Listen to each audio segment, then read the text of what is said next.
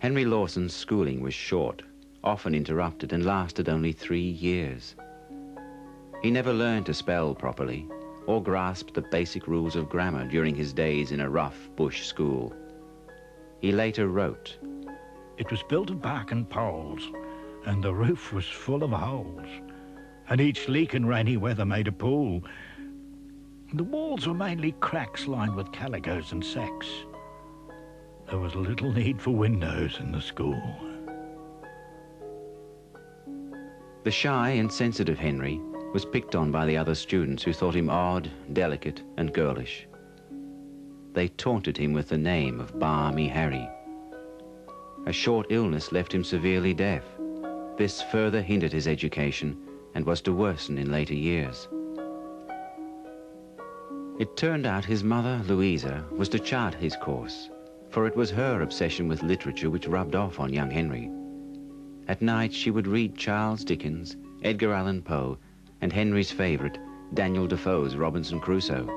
He devoured every word and wished he could be a castaway, alone on an island, with solitude as his Man Friday. By 1883, Henry Lawson, now aged 16, sensed the roaring days on the goldfield were coming to a close. Railway lines and the telegraph were bringing the city closer to the bush. The land had surrendered to man's new machines, and there were rapid social changes sweeping the country. He later went on to remember those times in a poem, The Roaring Days. The night too quickly passes, and we are growing old. So let us fill our glasses and toast the days of gold, when finds of wondrous treasure set all the south ablaze, and you and I were faithful mates all through the roaring days.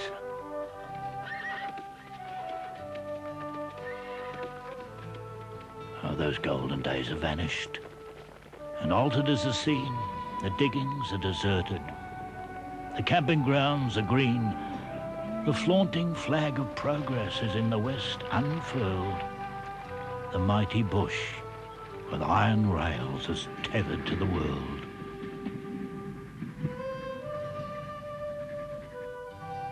As the gold rush days came to a close, so too did the Lawsons' marriage. Wearied by the harsh and lonely conditions of the outback, the restless Louisa had decided to move to Sydney with her children to pursue political and literary ambitions. Peter stayed on until his death in 1888. In Sydney, Henry became an apprentice coach builder and later a house painter. In his spare time, he wandered the streets, studying the endless parade of passers-by. The despair and poverty were to be etched into the future poet's mind. Spurred on by his findings, his youthful idealism was to be further fueled by the Republican riots in Sydney in 1887. The Republicans wanted to follow the American example and throw off the yoke of England. At the age of 20, Henry's first published poem, The Song of the Republic, appeared in the Bulletin, a national journal. It was soon followed by The Wreck of the Derry Castle, about a shipwreck off the coast of New Zealand, which claimed 16 lives. The poem was preceded by an editorial note which showed recognition for young Henry's extraordinary talent. Encouraged by the editor of the Bulletin, J.F. Archibald, Lawson became a regular contributor to that journal and was paid at the going rate of a penny a line. At the age of 21, he was to capture the public's imagination with the appearance of Faces in the Street. The emotional impact of the now immortal verse brought the nation to its feet, and Lawson, the writer, almost overnight, became a household name. They lie, the men who tell us for reasons of their own that want is here a stranger and that misery's unknown. For where the nearest suburb and the city proper meet, my windowsill is level with the faces in the street, drifting past to the beat of weary feet, while I sorrow for the owners of those faces in the street.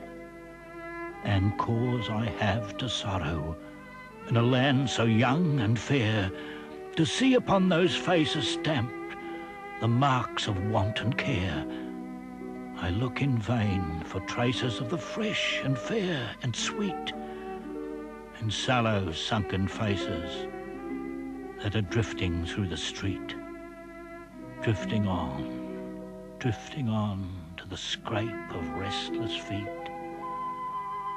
I can sorrow for the owners of the faces in the street.